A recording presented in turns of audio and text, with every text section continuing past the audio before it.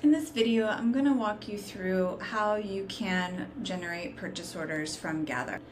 What I typically recommend is for your team to create a system where, using a custom status or a status that we already have in the system, you set those as the trigger for ordering. In our example, we use the status ready to order.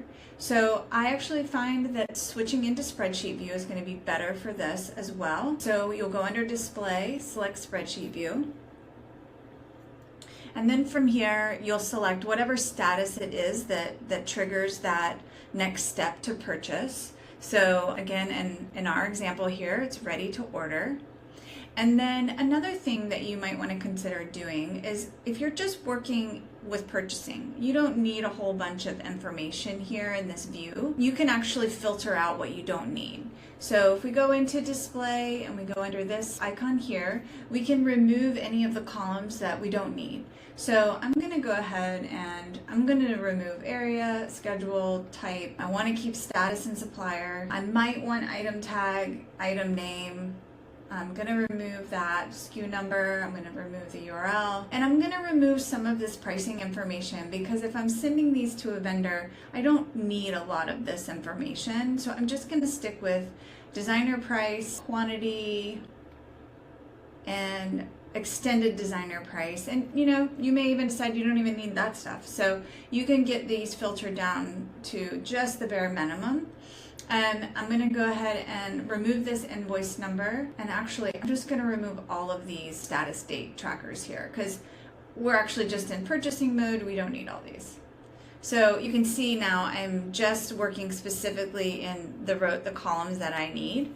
And so now I'm going to come over to supplier. I'm going to filter, so the arrow's pointing up. This groups all of my suppliers together alphabetically, and then I can just go through and export the ones that I need. So if I select this first one here, the other thing is with the PO numbers, Gather does not currently auto-populate PO numbers, but you can look to see what your previous PO numbers were, and then you can select the next one. So I have PO 002 as my last one, so now this export is going to be PO-003. So I've selected it. I'm going to go to my export option here, and I'm going to select purchase order. So if I go back to purchase order and I click on the PO option here, you can see it's already put in some information for me. So it's got that PO ready to go. Now I just need to go 003. It's got my side mark, and then I would just need to input the project.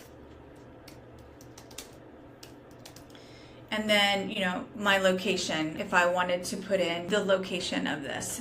So, and this one I know is multi, because it's actually drapery. And then I've put in, my address, my typical ship to address. That might need to change. If you need to change that, you may want to go ahead and open your contacts up too, so you can copy and paste that information. You want to make sure to include the document number, include the date, and then this next tab, we've already set up what information we want to include on this PO. As long as you've set this up as a preset and you've got your basic information set, and you just are updating, the information that needs to change per PO, then you shouldn't have to do a whole lot of work here. And then you'll click next and export and save.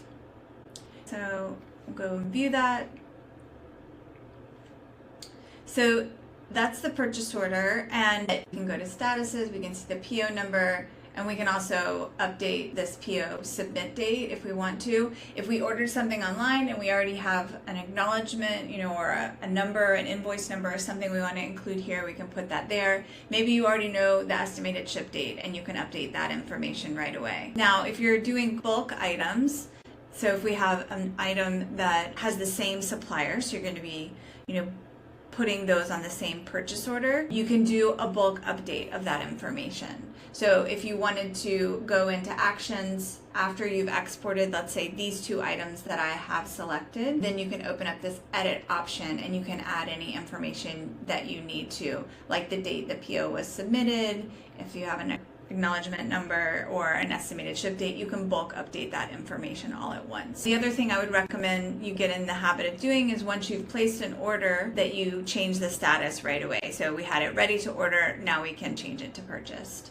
So those are just some tips that can hopefully help make this process a little bit easier and gather for you. If you have any questions, let me know.